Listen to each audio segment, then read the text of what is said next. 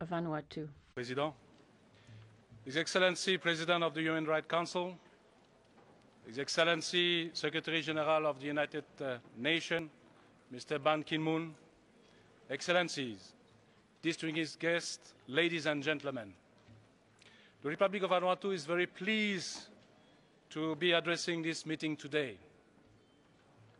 I have come here to join the leaders of the world to discuss and raise concern on different human rights challenges affecting millions of innocent citizens across the entire globe, from the island country and in country across continent.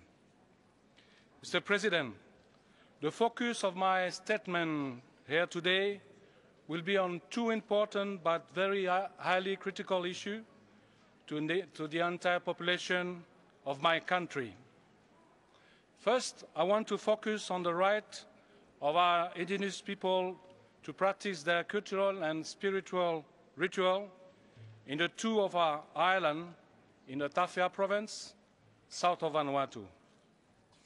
And secondly, I will bring to the forefront of our debate some of the issues regarding human rights abuse in West Papua that have been very disturbing to the community of democracy around the world. Mr. President, my country's struggle to achieve political independence in 1980 was marked with incidents of social protest and emergence of some political movement within our country. We were Melanesian being governed by British and France in our own motherland. Prior to 1980s, we were stateless in our country, and we were neither French or British citizens. And for almost 4 decades, we were exposed to foreign rule. So we have to struggle to construct our identity as free people to live in dignity. Independence was our objective. And this was a compelling drive that motivated our leaders to achieve nothing less than political independence. We did not fight for independence because we were economically and financially ready. We did not fight for independence because our colonial masters were killing our people. No. We fought for our political independence because it is our God-given right to be free. Freedom was our inalienable right. It is a human right. And Vanuatu was proclaimed independence on the 30th July 1980.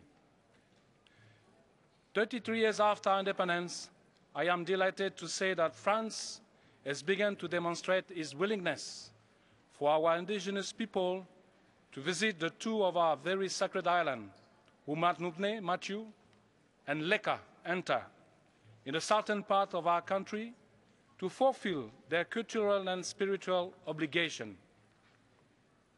Ritual and ceremonies continue to be held in other islands on the Tafea provinces annually, despite the blockage of previously imposed by the French authority for our tribesmen to travel to the sacred island Omanopne and Leka to fulfill their cultural and spiritual duties. Mr. President, I want now to focus my attention on the chronic human rights challenges that have affected the indigenous Melanesian people of West Papua since 1969. And I do this with great respect and humility. My country is here in this meeting to amplify the concern for human rights in West Papua. We are very concerned indeed about the manner in which the international community has neglected the voice of the people of West Papua, whose human rights has been trampled upon and severely suppressed since 1969. Mr. President, you are presiding over the noblest organ of the United Nations, the Human Rights Council. But what do we do when the right of the Melanesian people of Papua and West Papua is challenged with military intervention and presence? Since the Conventional Act of Free Choice in 1969, the Melanesian people of West Papua has been subject to an ongoing human rights violation committed by the Indonesian security services. The world has witnessed the litany of torture, murder, exploitation, rape, military raid, arbitrary arrest, and dividing of civil society through intelligence operation. The Indonesian National Commission on Human Rights, Komnas HAM, concluded that this act constitutes crime against humanity under the Indonesian law number 26 of 2000, Komnas HAM 2001 and 2004. In this climate of fear and repression of political dissent and blatant negligence by the international community, including the UN and the powerful developed country since 1969, we find this forgotten race still dare to dream for equality and justice. Yet, the democratic nation has kept silent.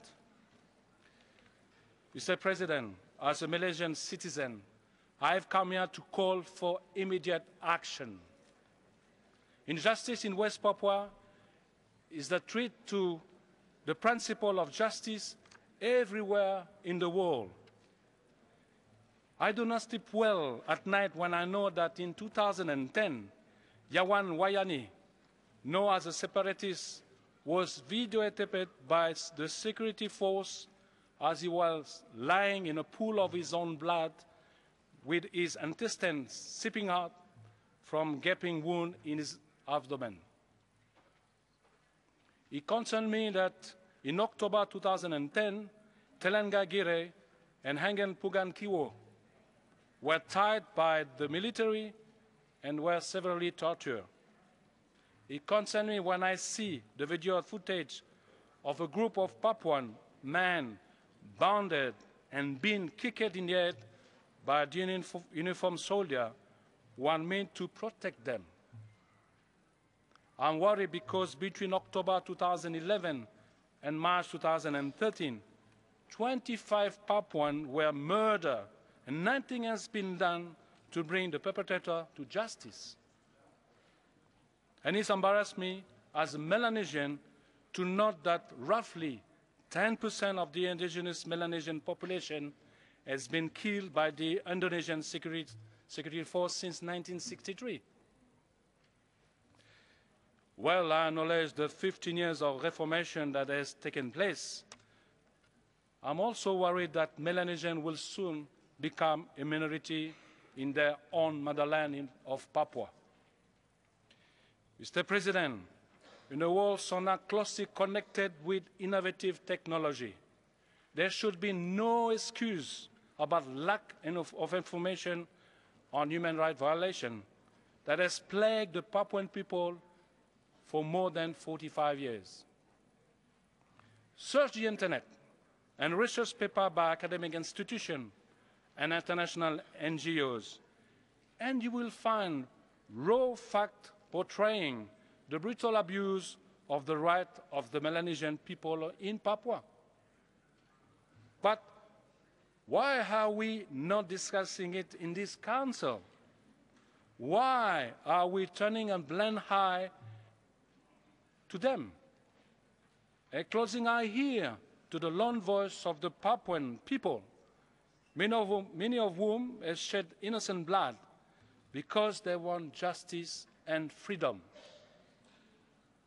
Many are the martyrs that has been persecuted and brutally murdered because they carried the unspoken voice of the million now living in fear in the valley of lofty mountain of Papua. They are demanding recognition and equality and the respect for their human rights and to live in peace. While this August Council here will hear their cry and now goes forward to protect their human rights and put right all wrong of the past. I have listened attentively to the voice of former civil servant, Mr. Philip Karma, and student Yusak Package, who were sentenced to 15 and 10 years in prison, and speaking from behind bars, calling on our country in the Pacific to speak out against the injustice against them. These are the children of the warrior who has stood firm to fight during the Second World War in the Pacific, who have helped bring peace and security in our part of the world. It is not our duty to bring peace to their tribal village and community, but affording them basic human rights that most of us here take for granted. I am very encouraged that the matter has now reached the European Union Committee on Human Rights, and we look forward for some action to improve the human rights condition of our brothers and sisters in Papua. I further call the government of developed countries, including the African nation and the island or country of the Caribbean and the Pacific, to condemn the issue of human rights violation. I want to echo the word of Martin Luther King Jr., who said in his speech in 1963 that nothing in the world is more dangerous than sincere ignorance and conscientious stupidity. We, the democratic nation, must not ignore the cry of the Papuan people. Mr. President, the concern we are raising here is more than a question keeping 70% of the wealth from oil and gas in West Papua. It is the question of political status. The concern we are raising here is more than the question of economic status, where 80% of wealth from forestry, fisheries, and general mining are kept in Papua. It is a question of the respect of the human rights and the existence of the Melanesian people. Our concern is not to see how much they have been fed by the golden spoon, but to see the merger of respect for freedom accorded to the Papua as a equal citizen. And to what degree the civil society are given the right to express concern about the quality of governance in their motherland. For this should be a measure of vibrant democracy. Mr. President, access must be allowed for human rights monitor, international journalists, and international human rights NGO to visit West Papua. It is clear from any historical record that the Melanesian people of West Papua were the scapegoat of Cold War politics and were sacrificed to gratify the appetite of the natural resource which this country possesses. Mr. President, if the UN representative, Mr. Ortiz Sands, has described the West Papuan issue as a cancer growing on the side of the UN, and that his job was to remove it. It is very clear today from what we have seen that this cancer was never removed, but simply concealed. One day this cancer will be diagnosed. We must not be afraid if the UN has made some mistake in the past. We must admit our mistake and correct them. Mr. President, as I close, my government believes that human rights challenge of Papua must be brought back to the agenda of the United Nations. I call on the Human Rights Council to consider adopting a resolution to establish a country mandate on the situation on human rights in West Papua. The mandate should include investigation on the alleged human rights violation in West Papua and to provide recommendations on a peaceful political solution in West Papua. This will help to assist in supporting His Excellency President Yudhoyono place to hold dialogue with Papua. I thank you once again for the opportunity to express my view in this forum. Lord God, you may stand up. In God we trust. Thank you very much.